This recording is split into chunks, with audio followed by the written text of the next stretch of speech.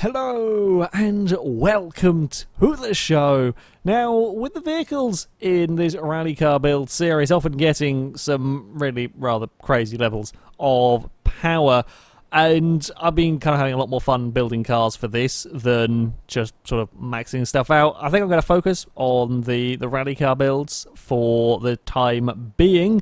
So today we are going to be using an interesting Ferrari, the 166MM. It's, you know, like the MX-5s always look like a happy car.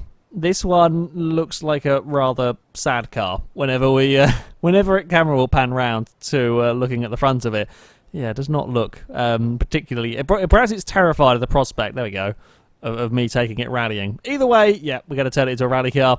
See how it will manage the incredibly fast and demanding course. Now, engine swaps we may well have to do with this car, but we will come back to them later. We will put the rest of the parts that we need on first. It will be run all-wheel drive, as has everything. We will be wanting the Forza Aero parts. That is the narrowest rear wing I think I've ever seen. That's impressive. What can we do to the back of it? Okay, so there's a slightly different bodywork option, I guess, or that slightly heavier bodywork option, so we're not going to use it. And bonnet, we have got some vents going on the bonnet. In fact, it doesn't make any difference to the weight, but apparently changes the weight distribution. I'm not quite sure, but sure, we'll go for we'll go for that. Tyres, we are going to be wanting, of course, the off-road compound tyre. Now, this vehicle is tremendously light. 235s front and 245s rear, so not the biggest of tyres, but yeah, it is ridiculously light. Not quite Lotus 11 light, however, 1,600 pounds to start with, so yeah, that's very light indeed, and we will go through with these handling parts first. If I can keep the standard engine in it, I would like to, but whether we're going to get the power required to get this up into the top of S1 class, I don't know. We can take 100 pounds out. I'm not sure where we found that weight, but we have taken it out. Now, to the engine, I suspect we... Whoopsie. What engines do we get? Turbo Rally or V8? Bloody hell. Yes, we are, I suspect, going to probably want a supercharger. Seeing as the supercharger just added so little amount of power, this I am not expecting to really work. Hold on, let's have a look before I waste... Yeah, we're not going to get anywhere near the top of S1 class with all of that. Engine swap, we are going to... Do we want the Turbo Rally? Probably not actually going to get it to the top of S1 even with the Turbo Rally. You can remove the restrictors, yes, but that is only about 440 horsepower, so I think we're going to have to go with the 4.5 litre V8. This is the Ferrari 458 engine. Going into a 1,600 pound classic race car. This might go interesting. This might go interesting, to say the least. Now, some people mentioned, I don't know, it does still keep these race parts. I thought it did. I just have to go check. If you've already put the race transmission in the basket and then go and swap the engines, it does still keep the bits that you put in. So different, etc. are still there. Right, so we've got 6 PI. We might squeeze a couple of parts on, actually, in here then, while we're at it, and just get that little bit more power out of the car. I say that, we're almost up at 600 horsepower. I should have got exhaust, shouldn't I? I for whatever reason, didn't notice that exhaust was... I thought, yeah, I didn't think exhaust was an option, but... never mind. In fact, we're going to end up faffing around a bit to get that. I might just go with that and then hopefully get flywheel. Yeah, first grade of flywheel on the car. Nearly 600 horsepower in a vehicle this light. It is going to accelerate like crazy. But I don't know what it's going to do over the jumps. We might have a very expensive car crash. Of course, it is off to the reservoir trail with the Ferrari 166. It is going to get 3 runs through this course in an attempt to beat the Plymouth Hemi Cougars 232.7. That is a mighty quick time down this course. Good God, this Ferrari is fast. Up to 150 miles an hour before we go through the waters. 160 before we make this first turn. However, the understeer is immense from this car. Slow it down. Oh, we do not turn. There is no turning in this car. I mean, the Hemi Cuda wasn't the world's greatest handling vehicle, but that was so much better than this. This is literally going to be a point and squirt car. That's it. that is it, because we're not going to really be able to take much speed. We'll bounce our way off of the bridge. We're not going to be able to carry really much in the way of quarter speed, but we can get accelerated so very fast out of... Please don't go towards the wall. There we go. We're fine. I've got to take a minute to try and reshuffle my mind, compose myself for these next few corners. This is seriously difficult to keep all under control. There is not control. We're pointing backwards. There's a wall there. I'd rather avoid the wall. That was close. I mean, we've gone for a spin, but somehow have managed to avoid having a incredible. I say avoid having an expensive car crash. I mean, there probably was some damage done in all of that, but it could have been a lot worse. Didn't actually hit anything. Oh, this is about as undrivable as I was expecting. That time we hit something. This is quite ludicrous, in all honesty. Yeah, I think we're going to, oh God, struggle to get a...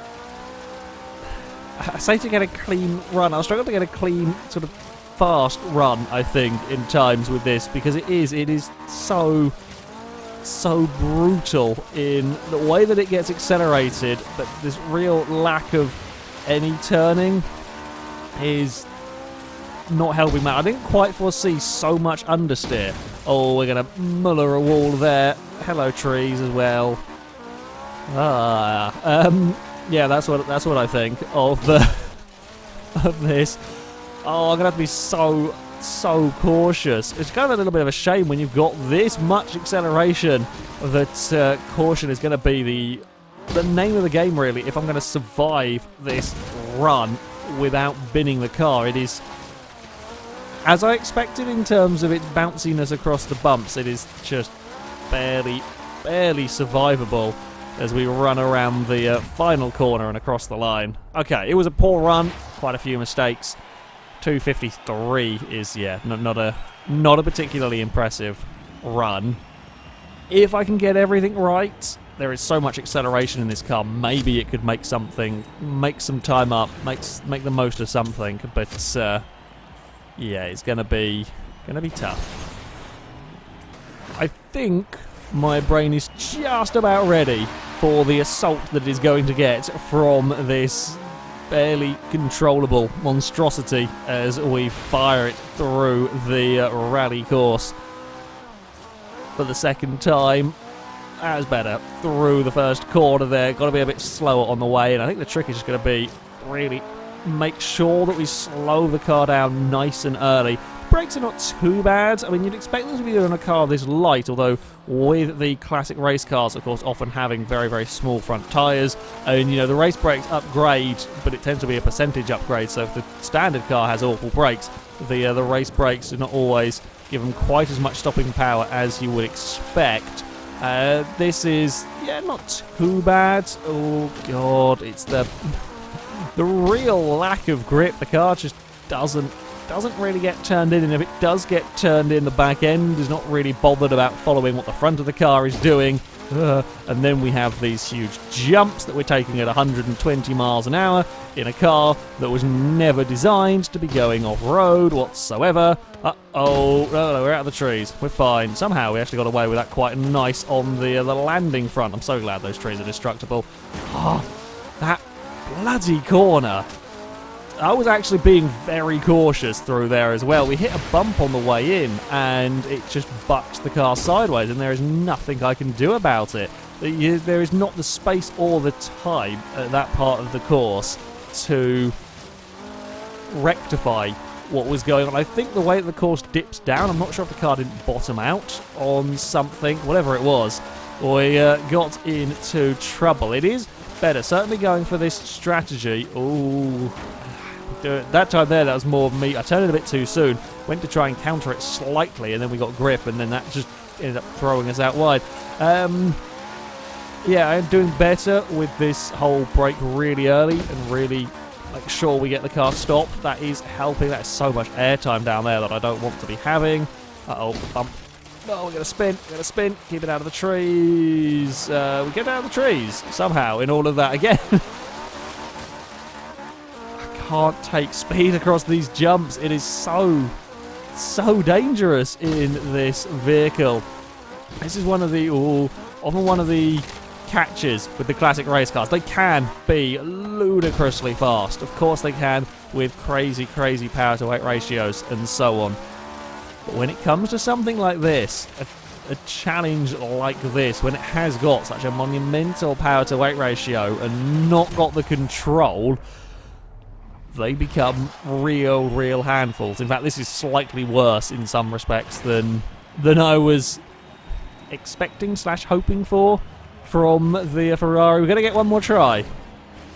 Fingers crossed it will be good enough. We will get a wheel spin. Never know, might get something interesting out of this one. It is... could have been a 488, but no, 60,000 credits instead. Yeah, we've got some work to do. So, just how brave dare the ghost... The upside-down ghost car is back. Maybe that is a lucky mascot. Maybe if you are visited by the upside-down ghost car, that means your run shall be good. Well, we will very quickly find out if that is the case.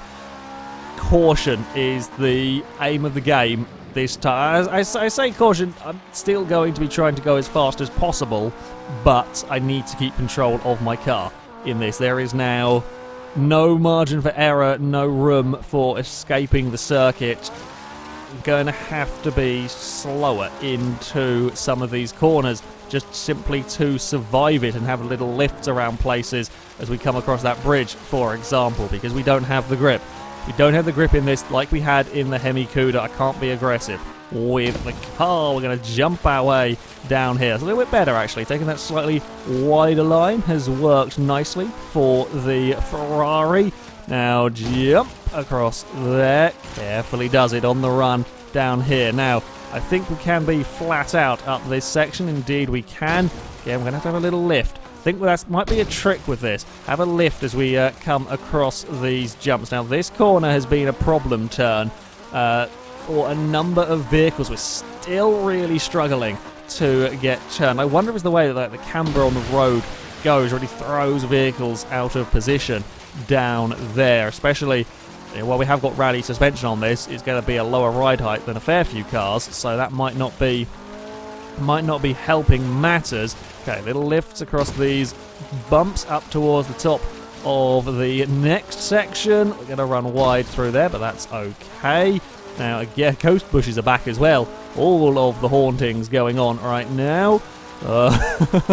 This run is going smoother, though, with the Ferrari. Now, we can briefly... Oh, we just got dragged wide by the water. Now, I'm not worried about the slight brush on the wall there dirtying the run. That's not something that I'm going to be tracking. I couldn't get the car turned to the inside. We did, though, get away with the bumps, and again, down here, so much of this little straight. The Ferrari is in the air, and again, please come back down again. Thank you, car. Thank you indeed. This thing is crazy. This thing is absolutely crazy. I did have a slightly higher gear by accident. Around the final turn we go, and it's across the line. It's a 235. Where did that come from?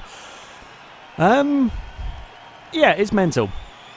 The Ferrari is absolutely mental, completely unsuited to this. And you are going to spend a large amount of your time not going near the throttle, lifting off in places. But because it is so light and so powerful, when you do get on the throttle, when you accelerate it out of a corner, and you can make the most of that, it is very quick, because this time will put the Ferrari into second place. It goes half a second faster than the Subaru SVX, the Ford Pursuit Ute. It is still miles down on the Hemi Cuda. Perhaps not too surprised by that, but yeah. After those first two runs, I was not expecting to see the Ferrari up that end of the table. However, with a little bit of caution, surprisingly, we're missing the rear number plate. Didn't that knock take off the rear number plate? I'm surprised. But yeah, with a little bit of caution, it could go quite fast. However, that is going to be it for this video, guys. Thank you very much for watching, and until next time, goodbye.